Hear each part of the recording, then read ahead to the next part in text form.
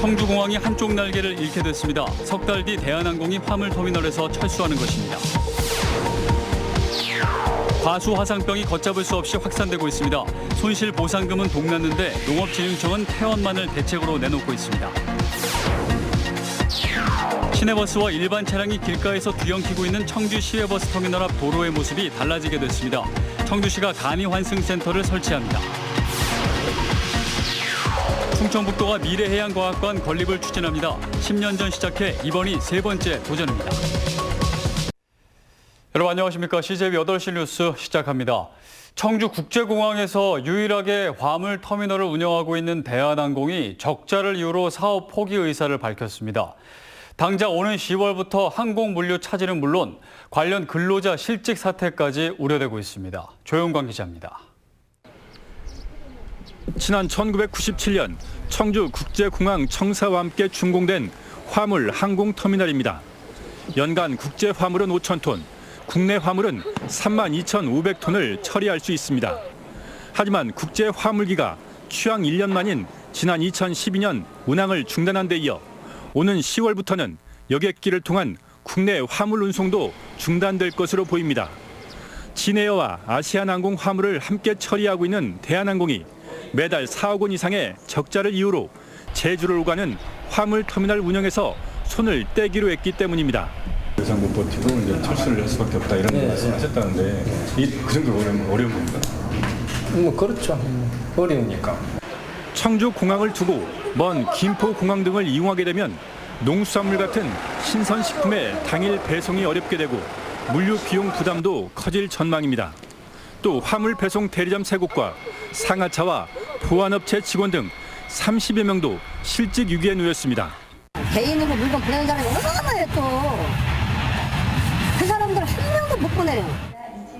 대한항공은 충청북도에 잔류 요청에도 사업 포기 의사를 굽히지 않고 있습니다.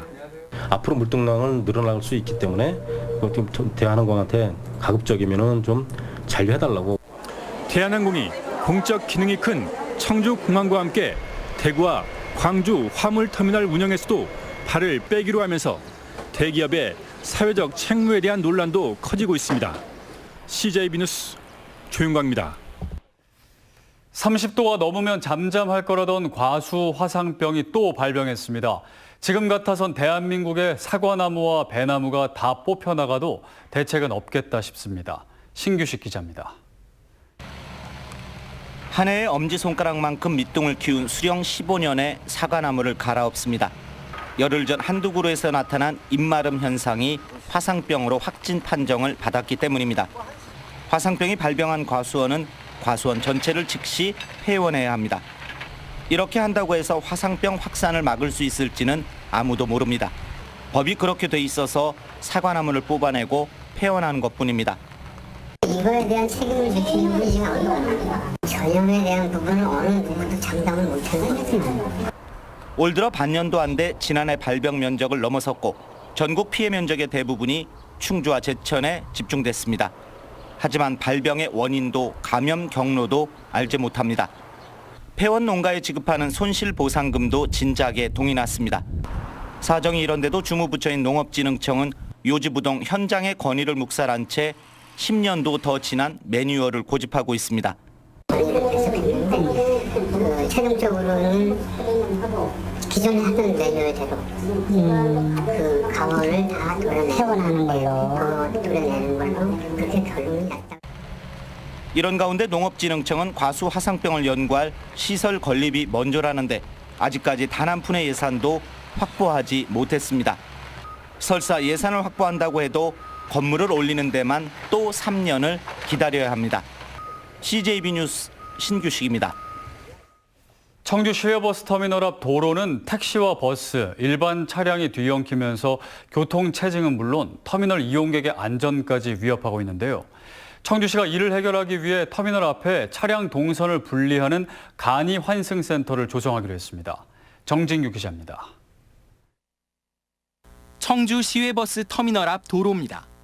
승객을 태우려는 택시와 터미널을 이용하려는 일반 차량, 여기에 시내버스까지 한데 엉키면서 심각한 교통 혼잡이 발생합니다. 정차한 택시 때문에 뒤따르던 버스가 제 위치에 서지 못하고 승객들이 차로를 건너 버스에 승하차하는 모습도 볼 수 있습니다. 곳곳에 주정차 즉시 단속 구간이란 표지판이 무색할 지경. 하지만 운전자들도 할 말은 있습니다. 하루 평균 10,000명이 넘는 이용객이 찾는 터미널에 하차장이 없다는 겁니다. 불편하지. 우리도 불편하고 우리 어디서 써야 되는지 모르고 지금. 저기 왔으면 손님도 빨리 올라오면 힘드니까. 인근 고속버스 터미널은 상황이 다릅니다. 이곳은 교통섬 2곳을 중심으로 버스와 택시 그리고 일반 차량들까지 차로가 3곳으로 나눠져 있습니다. 차량에 따라 이용하는 차로가 달라 교통 혼잡이 발생하지 않는 겁니다. 결국 청주시는 시외버스 터미널에도 이와 유사한 형태의 간이 환승센터를 만들기로 했습니다. 터미널 앞 도로에 35m가량의 교통섬을 만들고 버스와 일반 차량을 분리해 하차가 가능하도록 하겠다는 겁니다. 차로가 2차선으로 양분화되다 보니까 그런 시민들의 교통 사고로부터의 안전도 많이 향상시킬 수 있고요. 청주시는 올 하반기부터 공사를 시작해 2달 안에 간이 환승센터를 완공하고 즉시 시행에 들어갈 예정입니다. CJB 뉴스 정진규입니다.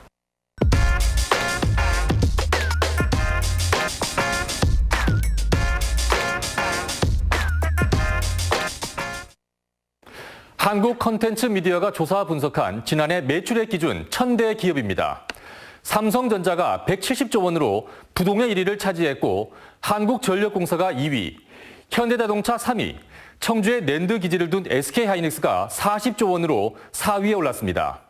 본사 소재지를 기준으로 살펴보면 충북은 음성의 풀무원 식품이 405위로 전국 순위가 가장 높았습니다. 금속 가공업을 하는 사무가 424위, 청주의 심택이 434위, 2차 전지 소재를 만드는 파워로직스와 에코프로 BM이 그 뒤를 이었는데요. 1000대 기업 중 충북에 본사를 둔 기업은 정확히 18개였습니다. 1000대 기업 본사 소재지를 권역별로 보면 수도권이 71%로 압도적으로 많았고 영남권이 16.5%, 충청권이 7.4%, 전라권이 4.4%였습니다. 수도권과 영남권에 기업 본사가 거의 다 몰려있는 걸 확인할 수 있겠습니다. 충청권만 좀 자세히 보면 충남에 37개, 충북에 18개, 대전에 14개, 세종에도 5개가 있습니다. 전국 17개 시도별로는 서울이 500개로 딱 절반이 몰려 있습니다. 경기도엔 175개나 있고 그 뒤를 경남, 충남, 인천 이렇게 쭉 내려오다가 충북은 전남과 함께 공동 10위에 올라 있습니다. 1000대 기업 어떻게 보셨나요? 충북을 비롯한 몇몇 시도는 100대 기업은 물론이고 200대, 300대 기업도 없는 게 현실입니다. 수도권 공화국이란 말이 결코 과장된 말이 아닌 걸 실감할 수 있습니다. 경제력 집중 문제는 여전히 우리 사회가 풀어나가야 할 숙제로 남아 있습니다. 팩트 더하기 했습니다.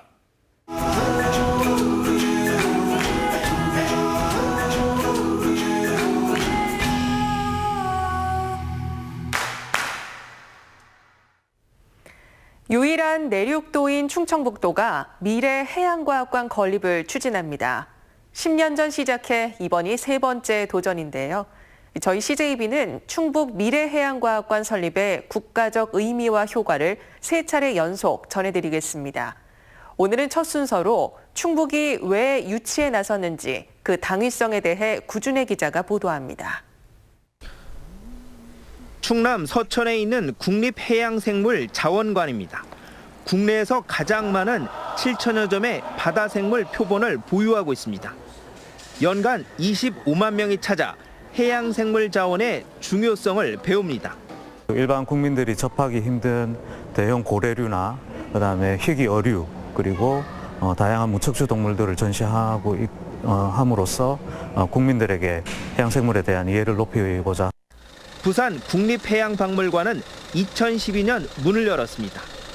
해마다 100만 명이 이곳을 찾고 있습니다. 해양개척의 역사와 기술 발전을 한자리에서 볼 수 있게 시설을 갖췄습니다. 주로 가족 단위 아니면 현장학습 체험하는 어린이 관람객이 많이 찾아주고 계십니다.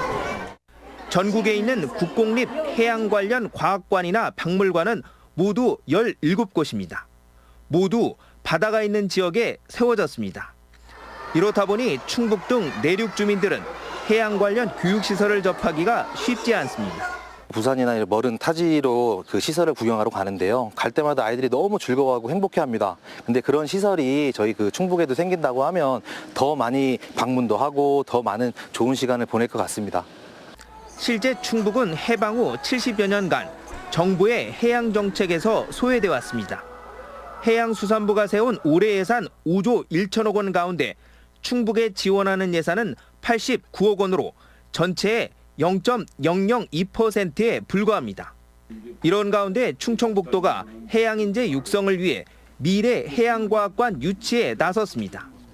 2010년 이후 세 번째 도전으로 바다와 무관한 곳이라는 선입견을 깨는 게 관건입니다. 영국 런던, 프랑스 파리, 캐나다 몬트리올 등 선진국들은 일찌감치 내륙에 해양시설을 세우고 바다의 소중함을 일깨우고 있습니다. 인프라가 열악한 지역에 해양과학관을 설립을 하고 그럼으로써 미래에 많은 인재들이 이런 그 창의적인 인재로 클 때 가까이서 쉽게 체험할 수 있는 그러한 과학관이 만들어진다면 오랜 시간 바다를 꿈꿔온 충청북도가 바다를 달라며 미래 해양과학관 유치에 발벗고 나섰습니다. CJB 뉴스 구준혜입니다. 학교 비정규직 연대회의가 임금 인상과 처우 개선 등을 이유로 내일부터 사흘간 총파업을 선언한 가운데 일선 학교들도 대책 마련에 부심하고 있습니다. 도내 학교들은 급식 차질에 대비해 빵과 우유, 도시락 같은 간편식을 준비하고 여의치 않을 경우 단축 수업도 검토하고 있습니다. 또 초등 돌봄교실과 특수학급에는 일반 교사와 학부모, 자원봉사자 등의 대체 인력을 투입해 혼란을 최소화할 방침입니다. 네, 아직도 백신이 없는 수족구병에 대한 연구, 식중독의 발생 원인을 규명하는 데이터베이스 등 국민들의 생명과 안전에 직결된 연구 성과들이 오늘 오송에서 공개됐습니다. 식약처의 연구 성과가 실생활에 적용되는 사례들도 경험해 볼 수 있어서 눈길을 끌었습니다. 김기수 기자가 취재했습니다. 한의학에서 맥 짚는 것을 수치화해 혈관의 건강 상태를 알 수 있는 맥박 측정기, IT 기술을 접목해 냉장 보관식품의 온도 변화를 스마트폰으로 손쉽게 측정할 수 있는 신기술까지 2019 식약처 연구개발 사업 성과 대전이 열렸습니다. 실제 유통 온도가 어떻게 됐는지를 갖다가 스마트 4차 산업을 이용한 수학적 모델을 이용해서 실시간으로 소비자들이 보여줄 수 있게 했습니다. 지난해 식약처가 추진한 연구개발의 성과로 25개의 학술 발표와 29개의 특허 출원, 등록이 이뤄졌습니다. 특히 영유아에게 치명적이지만 백신이 없는 수족구병에 대한 연구가 주목받았습니다. 유전자 변형을 통해 동물 실험이 가능하게 되면서 세계 최초로 수족구병 백신 개발에 기틀을 마련한 겁니다. 사람한테만 감염이 되는 질환이기 때문에 사람한테 바로 백신주 실험을 할 수가 없는 어려움이 있었습니다. 그렇기 때문에 동물한테 수족구병을 감염시킬 수 있다면 식품부에선 식중독 발생 원인을 정확하게 규명할 수 있는 데이터베이스 구축 연구가, 독성부에선 한국형 위암 유전자 발굴로 표적 치료가 가능한 연구가 분야별 최우수상을 수상했습니다. 식약처에서 하는 여러 가지 안전관리 정책이 저희가 이런 과학적 근거 데이터를 기반으로 해서 알리는 그런 신뢰를 줄 수 있는 이번 연구 성과들이 보다 안전한 정책 수립에 기여할 것으로 보입니다.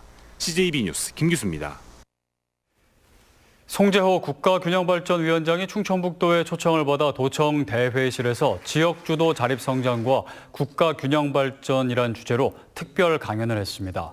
송재호 위원장은 국가균형발전은 시대적 소명이라며 지역이 주체가 되고 중앙이 지원하는 지역주도 자립성장 기반 마련이 중요하다고 강조했습니다. 저희 CJB와 음성군 그리고 충북대학교 링크플러스 사업단이 함께하는 7차 CJB CEO 포럼 수료식이 조병옥 음성군수와 CJB 이성덕 대표이사가 참석한 가운데 오늘 열렸습니다. 지난 4월 개강한 7차 CJB CEO 포럼은 음성지역 중소기업인들을 대상으로 분야별 전문가와 함께하는 강연과 토론을 통해 기업과 기업인의 경쟁력을 제고하는 기회가 제공됐습니다. 어린 자녀를 맡기거나 장난감이나 그림책 등을 대여할 수 있는 충주시 육아종합지원센터가 문을 열었습니다.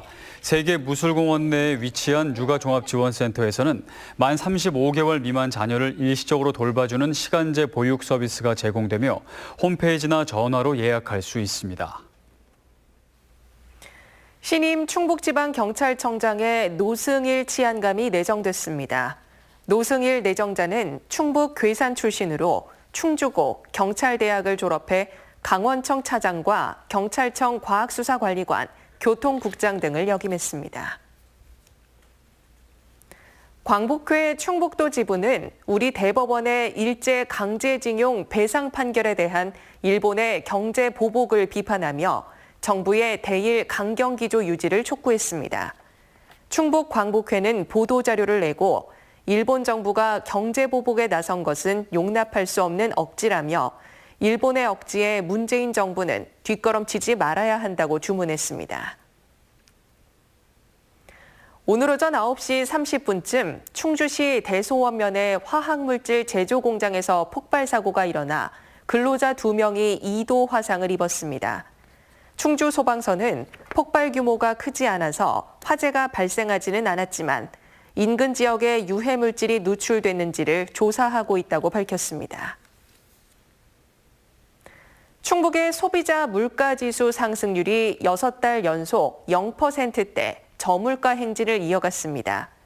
충청지방통계청의 소비자 물가 동향 조사 결과 6월 충북 지역 소비자 물가지수는 104.66으로 1년 전보다 0.7% 상승하는 데 그쳤습니다.